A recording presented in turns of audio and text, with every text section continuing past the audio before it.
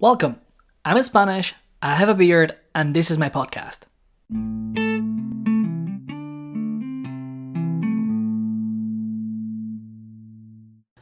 So, one of the things this week that people are talking about is the new Netflix and Hulu's documentaries about the FYRE Festival. So, I watched the Netflix one because I don't have Hulu, basically. And I found was worth a short talk at least. The thing is, I got in front of the TV to watch this documentary, basically to learn what not to do, in business, marketing, and let's say as a human being. And the thing is, since the moment it finished, it left like a really weird feeling, let's say. And clearly, like, it's a great documentary. It's probably one of the best I will see this year. And I would say it has like so much meaning, in terms of like what our social culture is, how marketing works nowadays, and how there's some things we can learn about ourselves, I would say. So for me, I really liked this documentary in the sense of, like, I find that the director Chris Smith did a great job, and considering that he has done documentaries like Jim and Andy, The Great Beyond, that you can watch on Netflix, with like how, like, that movie they made with like Jim Carrey, and I find like it's he's just good. Let's say he's just good. So once we're ready, past that this part, let's go to the festival itself, right? So sadly, the story of the FYRE Festival can be explained in three big social media explosions, right?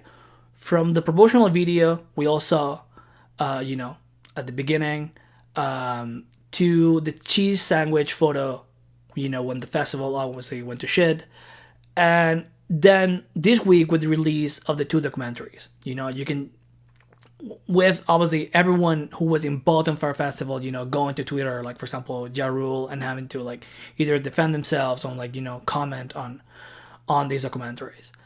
And the thing is, while it's very easy to point fingers towards, Billy McFarland, who is the founder, co-founder of the festival and founder of other shady stuff, and obviously we should point fingers at him concerning all the financial wrongdoing that ended with him going to jail.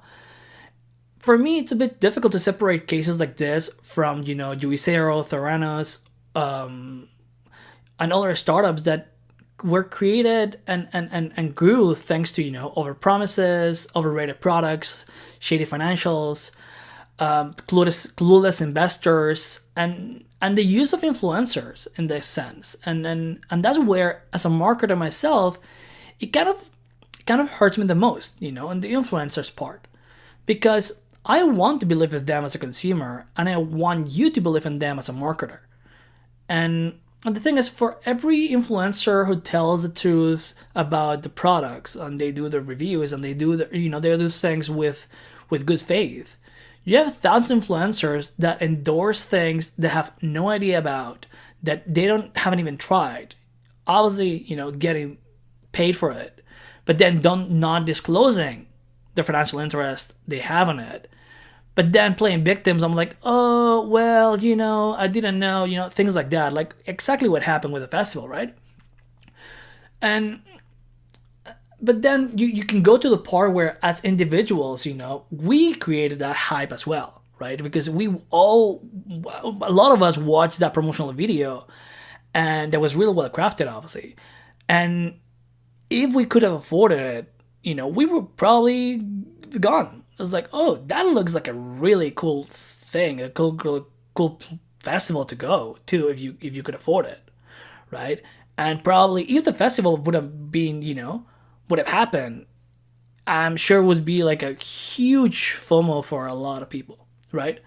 Kind of like what happens to me sometimes when I watch those Tomorrowland movies, like when they're like, this huge festival in Belgium, and it looks really cool. But obviously, like, in terms of logistics and stuff like that, I'm like, it's not gonna happen. I'm not gonna go, but that doesn't mean I wouldn't like it. And the thing is, I find that's kind of like what's wrong with us lately, like the hype, the FOMO, like all the stuff like that. And with the thing that, well, there's a lot of cool experiences that are not necessarily that fancy or aspirational or expensive. They're just around you, and sometimes we get distracted with all these huge things. So in the end, my take on all this, like if I would say something that we could learn from this FYRE Festival thing, is that it was probably the most expensive crowdfunding ever. And as it happened with so many other projects you can back on Indiegogo or Kickstarter, clearly did not deliver, and people lost their money. Like when it comes to investors, obviously there was like a clear fraud, and that's why the guy's in jail. But when it comes to the people who purchased those tickets for a festival was not even there. They were taking a risk, and I'm obviously looking forward to see what all those class actions are gonna, how they're gonna end up. And the other part is I'm very, very glad. That's one of the things that when it happened, like after watching the documentaries, I'm just very glad I was not involved in any of this in any way. So this is it for today. If you have any comments, I would love to read them. So you can find me at Spanish Beard Guy on Instagram and Twitter. Thanks for listening. Get out there, be kind, and give a fuck about the right things. See you soon.